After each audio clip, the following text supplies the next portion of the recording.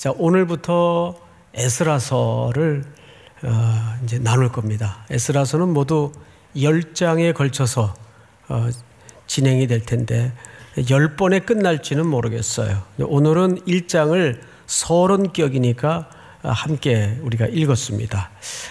보통 학자들이 에스라서와 느헤미야서를 한 책으로 봅니다. 근데 이제 형편상 현재는 두 책으로 나뉘어져 있죠.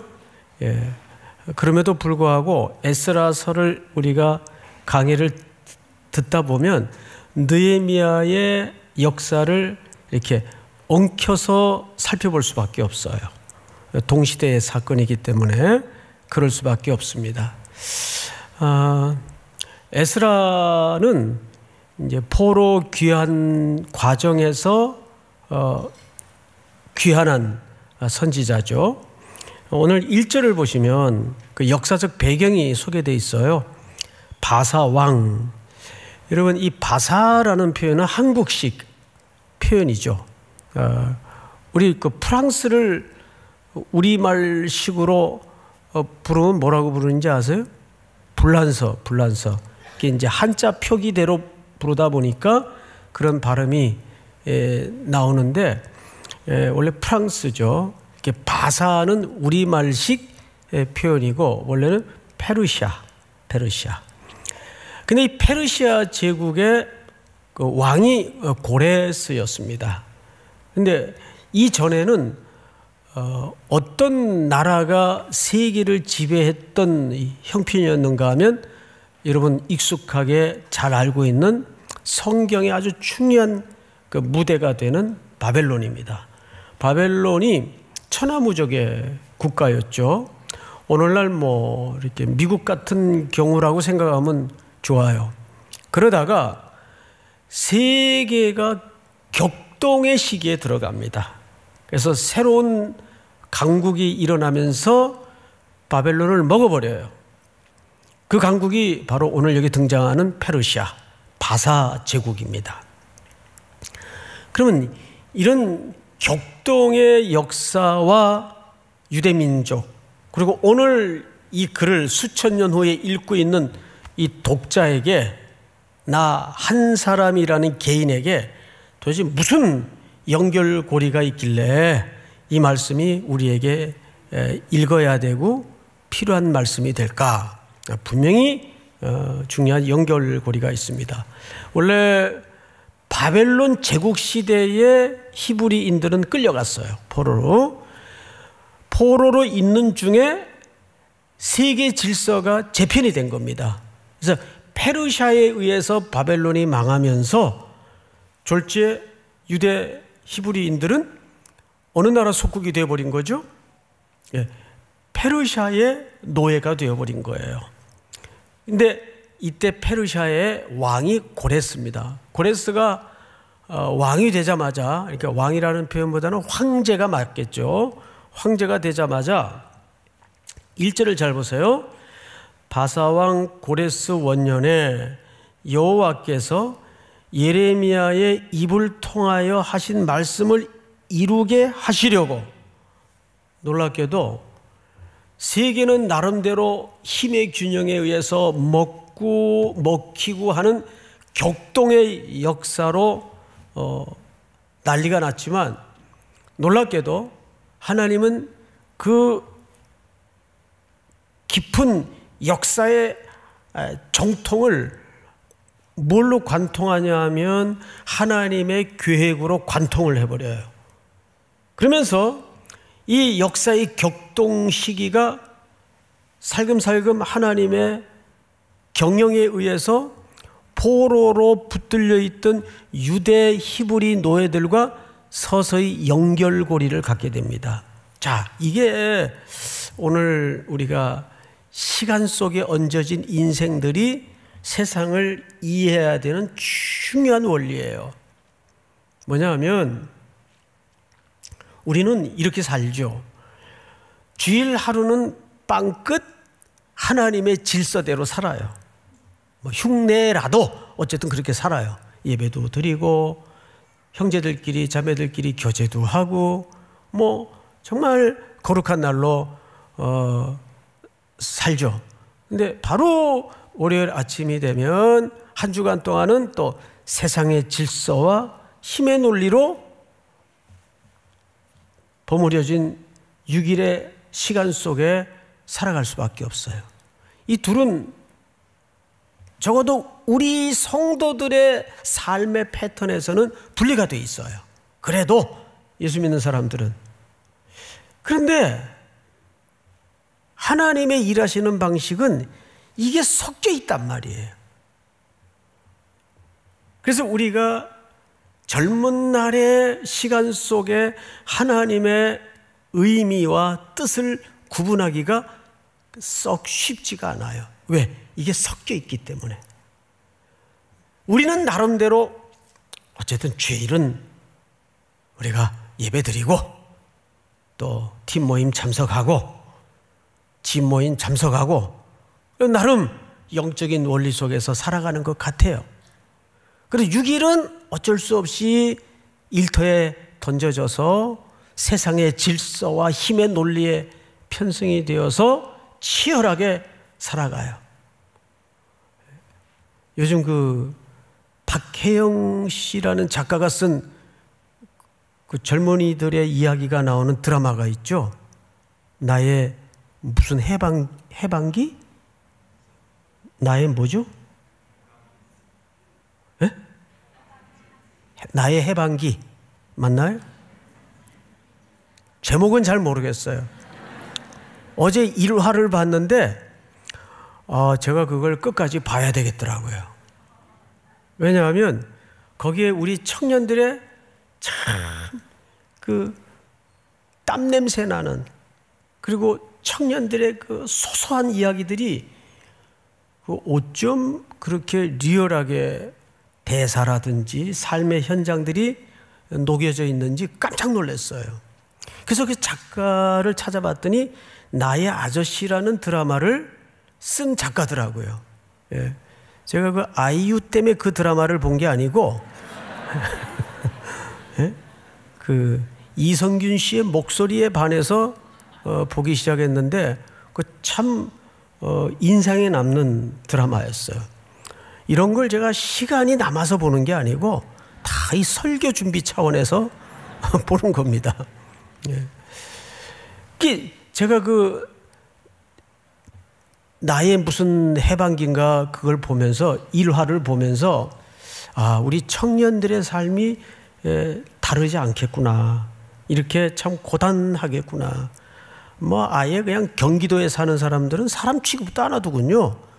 인서울만 성공한 사람 마냥.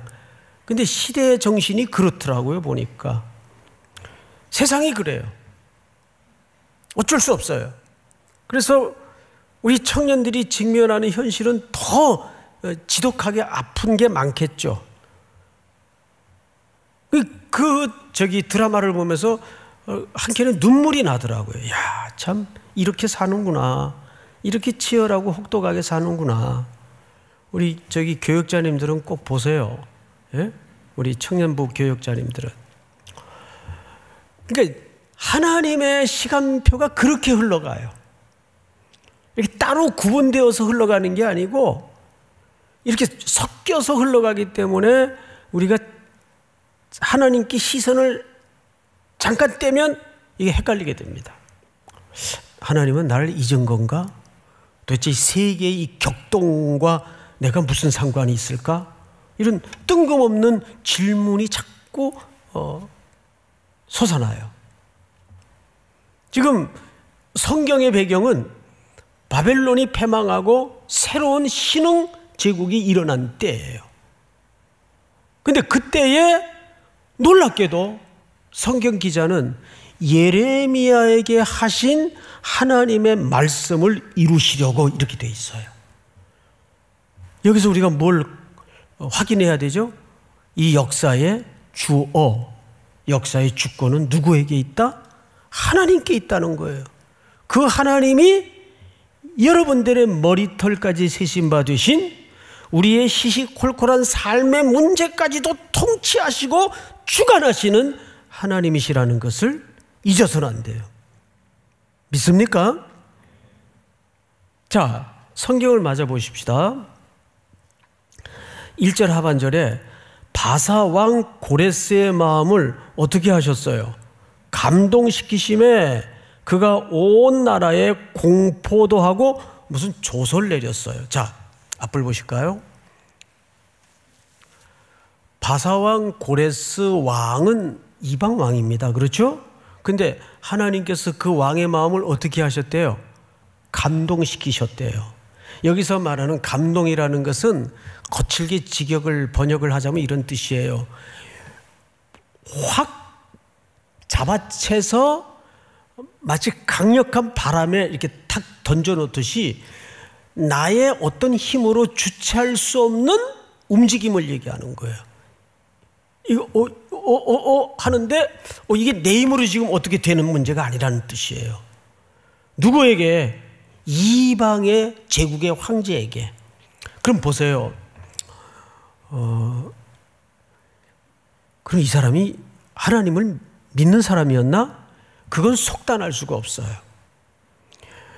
하나님이 고레스에게 감동을 했다니까, 감동시켜서 역사를 움직이신다니까 어떤 일부 신학자나 목회자들은 이 고레스가 하나님의 쓰임받았던 종이다, 이렇게 단정적으로 해석하는 분들이 있는데 성경에서는 그걸 단정적으로 설명한 적이 없어요. 그래서 이 사람이 하나님을 믿었는지 안 믿었는지는 불확실해요. 하나 중요한 것은 악인도 하나님이 다스립니까 안 다스립니까? 이방 나라도 주의 주권 속에 있는 거예요. 우리 금요일 밤마다 보았던 내용처럼 북이스라엘의 왕 예후도 누가 기름 부었어요? 하나님이 기름 부었어요. 그를 어쨌든 하나님의 역사의 방편과 도구로 사용하시려고. 근데 그의 말로는 어떻게 됐나요? 비참하게 끝났어요. 그러니까 하나님이 감동시켰다고 해서 꼭 하나님을 믿었다 이렇게 단정할 수는 없어요. 그런데 분명한 것은 하나님의 도구로 쓰임받는 것만은 틀림없어요. 자, 그러면 그가 도대체 감동해서 공포도 하고 내린 조서가 뭐냐? 그 조서의 내용을 여러분들이 직접 한번 읽어주시기 바랍니다. 2절 조서의 내용입니다. 시작. 바사왕 고레스는 말하노니 하늘의 하나님 여호와께서 세상 모든 나라를 내게 주셨고 나에게 명령하사 유다 예루살렘에 성전을 건축하라 하셨나니. 놀라운 조서를 내린 거예요. 놀라운 사실을 공포한 거예요. 지금 포로로 붙들려 있는 저 변방의 소수민족인 이 히브리인들에게 첫째는 고향으로 돌아가서 너희 하나님 성전을 재건해라, 이 공포를 조서를 통해서 한 거예요.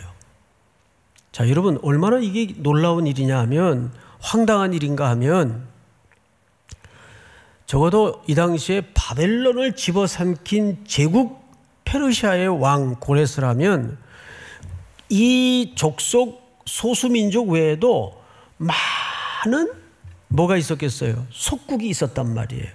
그러면 이제 격변기 속에 황제가 결정하고 다스려야 될 일들이 얼마나 많아요. 작은 대한민국도 인수위원회가 들어서 가지고 이제 정권 교체 준비를 하는데 이렇게 복잡하고 시끄러운데, 이건 한 나라가 아니란 말이에요. 제국이라면 여러 나라가 주변에 있었을 게고, 그 중에 히브리 노예들은 극히 작은 집단에 불과해요. 그런데 이 대제국의 황제가 그 소수민족에 불과한 히브리 노예들을 향해서 그것도 아주 구체적이고 자세하게 공포를 하고 조서를 내렸어요. 이게 가능한 일인가 그 말이에요. 그런데 얼마 있다가 그 이후에 유물 하나가 발견이 됐는데, 그 유물이 키루스의 원통이라는 함이 하나 발견이 됐어요. 키루스의 원통. 여기서 말하는 키루스라는 말은 고레스를 키루스라고도 부릅니다. 고레스의 다른 발음이에요. 그 고레스의 원통 하나가 발견됐는데 그 안에 전문가들이 해석을 해보니까 그 당시에는 이 고레스가 굉장한 전략가라는 것이 발견된 게 뭐냐 하면 포용 정책과 관용 정책을 펼쳤어요. 보통 이제 제국이 돼서 망하는 경로가 뭐냐 하면 문화 말살, 언어 말살, 정신사 말살, 이래서 완전히 그 나라를 종속시키려다가 반발과 반감을 사서 반기를 일으키고 제국이 무너지는 경우가 비일비재했어요. 여기 이제 기름을 붓자면 종교 문제를 건드릴 때는 더 극렬하게 일어났습니다. 그런데 이 고레스 왕이 황제가 되자마자 그런 철권 통치를 펼치지 않고 언어 허락하고 그들의 유산 문화 허락하고 특별히 그들의 종교에 대해서는 존중하는 정책을 폈어요. 이것을 비슷하게 흉내냈던 제국이 로마 제국입니다. 그래서 로마 제국도 그 후에 일어난 제국이지만 종교에 관해서는 뭘 믿든지 그렇게 크게 터치를 하지 않았어요. 그러니까 이 고레스는 고도의 포용 정책과 관용 정책을 통해서 주변을 안정시킨 겁니다. 그래서 왕이 되자마자 조서를 내려서 모든 히브리인들은 고향으로 돌아가서 너희 하나님 회파된 성전을 건축해라. 거기서 그친 게 아니고 거기에 들어가는 비용, 행정적인 절차, 주변 국가들에게 전부 행정 지원을 하도록 조서를 내렸습니다. 세상에 이런 일이 어디 있어요? 자, 그러면 이제 어느 날 갑자기 황당하게 이런 조서를 들은 히브리 노예들 입장에서 한번 생각을 해보자고요. 뭐라고?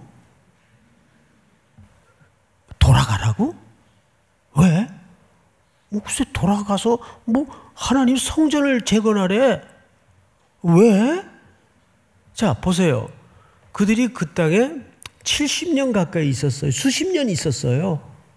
거기서 애도 낳았을 거고 노예 신분이긴 해도 어쨌든 대제국 문명 국가에서 먹고 사는 일은 해결이 돼 있었을 거고 어느 정도는 안전과 먹고 사는 문제가 보장되어 있는 삶을 살았을 거란 말이에요. 고달프긴 했겠지만.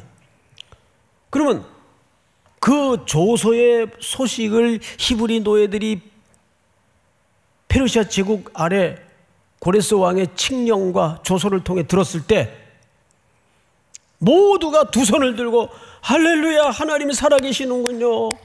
그랬을까요? 이게 사실 포로들 입장에서도 뜬금이 없는 상황이란 말이에요. 게다가 가서 그 땅이 얼마나 황폐해 있는지 앞서 몇 차례 고향에서 온 소식을 듣고 다 알고 있던 때예요. 그러니 선뜻 미국에서 이민 생활하면서 고달픈데 선뜻 그런 고국으로 돌아올 마음이 들겠어요? 그런데 여기 보시면 5절을 잘 보세요.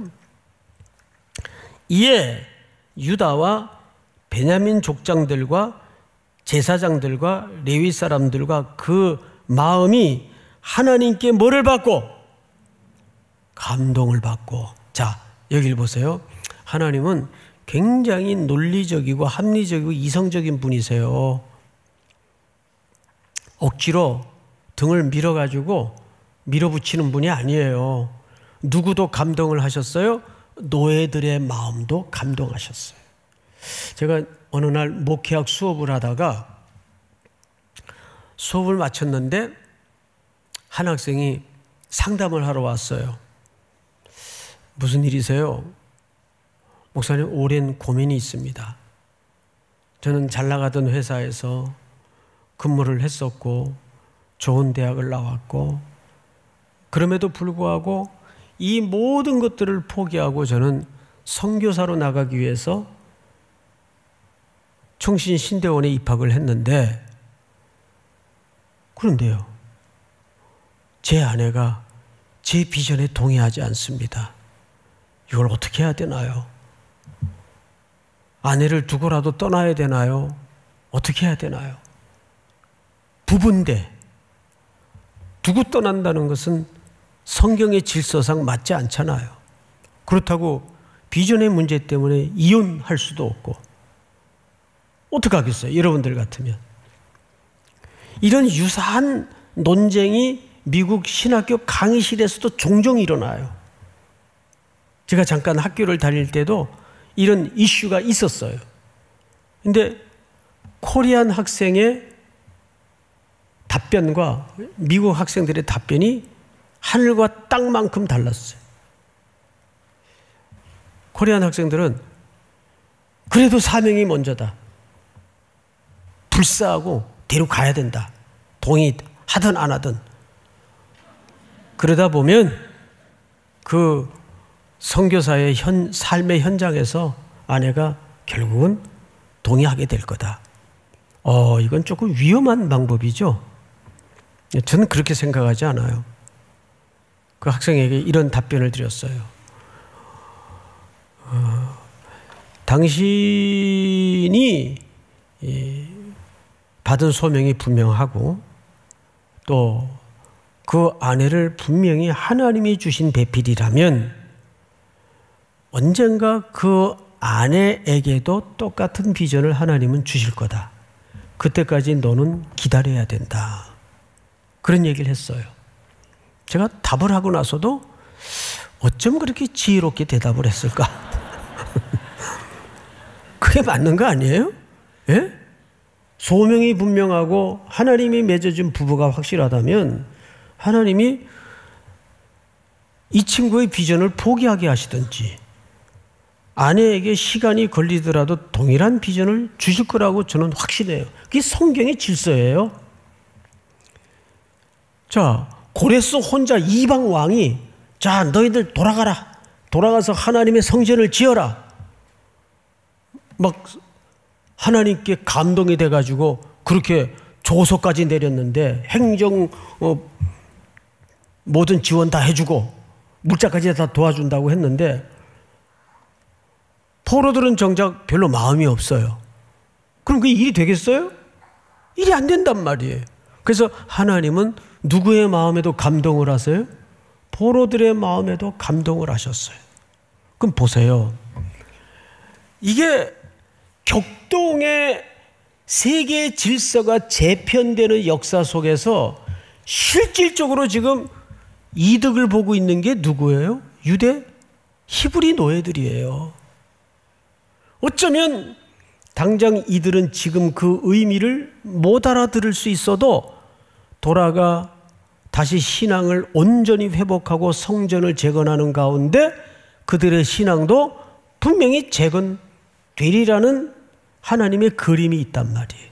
그래서 1장 1절에서 이 모든 격동의 역사 속에 보이지 않게 누구의 뜻을 이루기 위해서?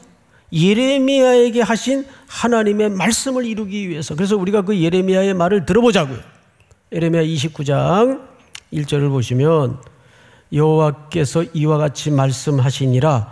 바벨론에서 70년이 차면 내가 너희를 돌보고 나의 선한 말을 너희에게 성취하여 너희를 이곳으로 돌아오게 하리라. 다음 절 시작. 여호와의 말씀이니라. 너희를 향한 나의 생각을 내가 아나니 평안이요 재앙이 아니니라. 너희에게 미래와 희망을 주는 것이니라.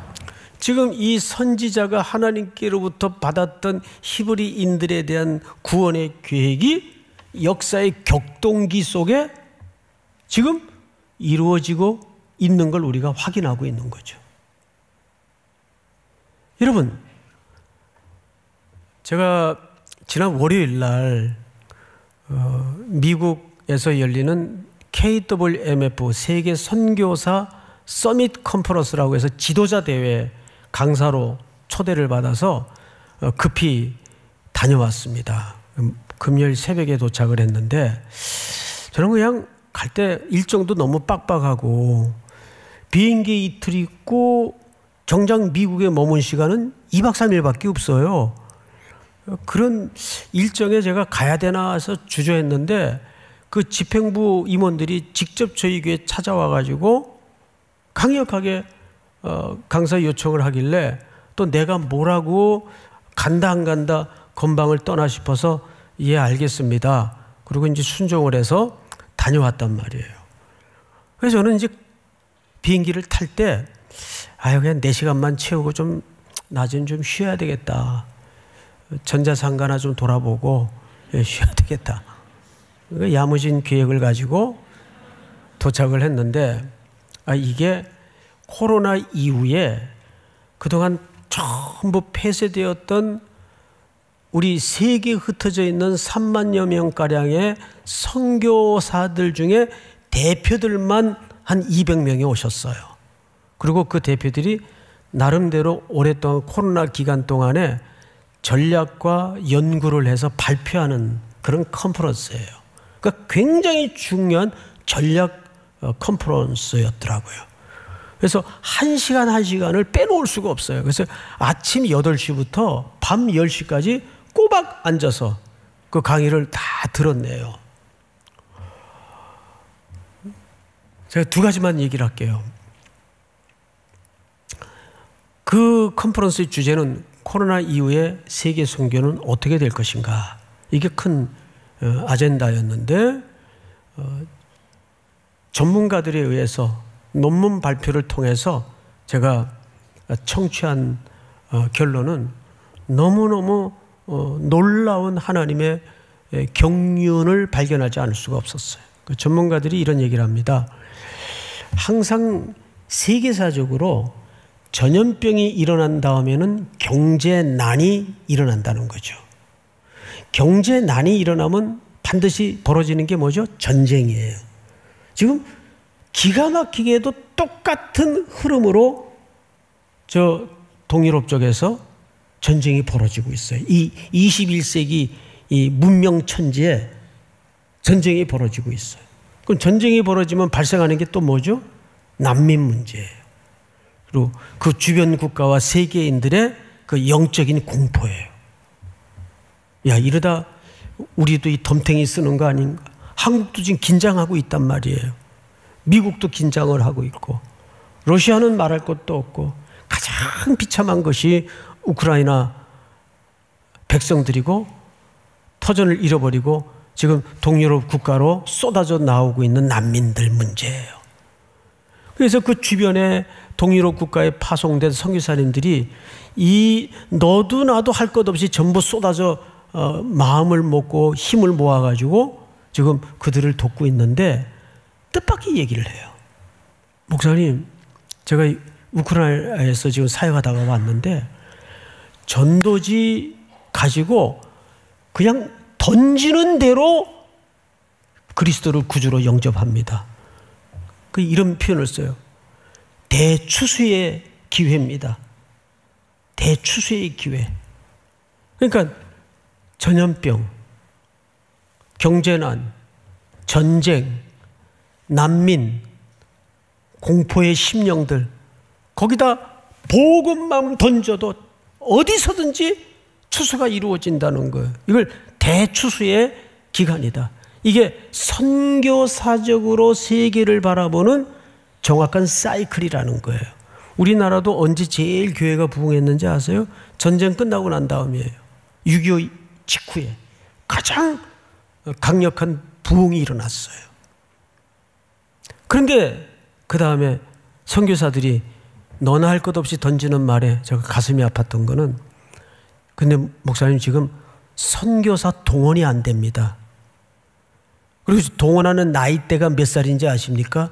50대에서 60대가 제일 많이 선교사로 파송이 되고 헌신을 한다는 거예요. 제일 비참한 연령대가 여러분 같은 20대는 거의 전무하다는 거죠.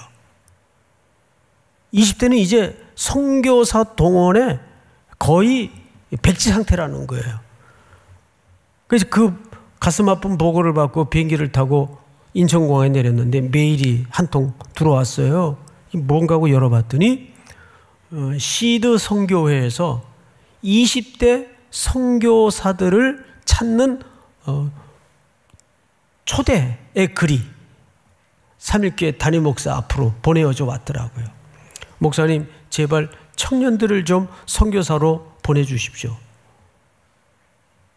근데 그게 제 마음대로 되냐 말이에요. 지금 어떤 의미에서는 세계사적으로 코로나 이후에 가장 영적으로 허기가 져 있는 상태예요. 그런데 정작 보낼 사람이 없는 거예요. 그렇다고 여러분들에게 부담을 가지라는 얘기가 아니에요. 예? 그건 정말 성령께서 오늘 여기 나와 있는 표현처럼 강력한 감동하심이 있어야 돼요. 근데 문제는 이런 대격변의 역사의 질서가 재편되는 그 한복판에서 우리는 사회적인 분석, 정치적인 분석, 군사적인 분석을 분명 하겠지만 그리스도인들은 그런 분석을 넘어서 바라볼 수 있는 것은 이 세계 재편의 혼란기 속에서 이 코로나 이후의 세계적인 혼란기 속에서 하나님은 뭘 보게 하시는가? 어디에 눈 떠야 될까요? 하나님의 경영에 눈을 열어야 됩니다. 믿습니까? 자, 그래서 우리는 세 가지 결론을 좀 가지고 기도했으면 좋겠어요. 첫째, 역사의 주어는 누구이시다? 하나님이시다. 역사의 주어라는 것은 역사의 주권을 얘기하는 거예요. 요셉이 개인사적으로는 참 험난한 일생을 겪었어요. 그런데 결국은 그가 개인적으로 국무총리로 성공합니다. 그래서 우리는 단순히 요셉의 이야기를 그저 한 인간의 석세스풀 스토리로만 보면 안 돼요. 요셉이 조아린 형들을 보고서야 하나님의 세계 경영에, 구원의 경영에 눈이 열어졌죠. 하나님이 하신 일이었구나. 하나님이, 그때 요셉의 입에서 처음으로 주어가 하나님이 라는 말이 주어로 나와요. 여러분, 우리 청년들이 고단한 일생을, 고단한 시간을 지금 살아갈 수밖에 없지만 그건 여러분들이 무슨 못났거나 잘못해서가 아니라 이 사회적 지금 상황과 구조가 여러분들을 그런 현장으로 내민 기성세대들의 책임이 분명히 있어요. 그러나 우린 그 속에서도 첫째 뭘 봐야 돼요? 하나님의 주권을 봐야 돼요. 여기에 우리는 면밀하게 하나님의 경영이 무엇인가를 볼 수 있는 하나님의 주권의식의 눈을 열어야 됩니다. 믿습니까? 두 번째. 하나님의 감동으로 살아내야 한다. 물론 우리가 예측도 해야 되고 앞으로 어떻게 될 것인가 전략도 짜고 분석도 해야 돼요. 그런데 그거보다, 그게 무시한다는 말이 아니고 그거보다 더 높은 가치가 있는데 우리는 하나님의 붙드심과 감동하심으로 이 시간을 살아내야 돼요. 그게 진짜예요. 선교 현장에 가보면 여러분 느끼잖아요. 아, 이런 분이 왜 여기 와서 이 고생을 할까? 왜 그럴까요? 하나님의 붙드심에 붙들려서 거기 온 거예요. 우리는 어떤 일터에서, 어떤 삶의 현장에서 무슨 모습으로 살아가든 그보다 중요한 게 내게 정말 그 현장에서 하나님께 붙들린 하나님의 감동하심이 있는가. 믿습니까? 그 감동이 오늘 우리 청년들에게 불같이 임할 수 있기를 축복합니다. 그 감동이 없으면요, 내 판단대로, 내 질서대로, 내 원함대로 사람은 뭐 제가 사람을 다 아는 건 아니지만 이익을 택하지 유익을 택하는 존재가 아니에요. 근데 감동이 오면, 보화를 발견하면 자기 삶의 모든 것들이 무가치해지는 거예요. 배설물처럼 여겨지는 거예요.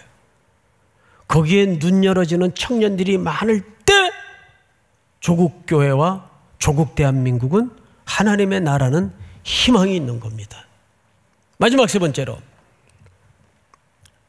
하나님은 약속을 성취하는데 뭐뭐 하시다? 열심이시다. 그러니까 이 모든 세계의 격변의 역사 속에 우리는 뭘 발견했어요?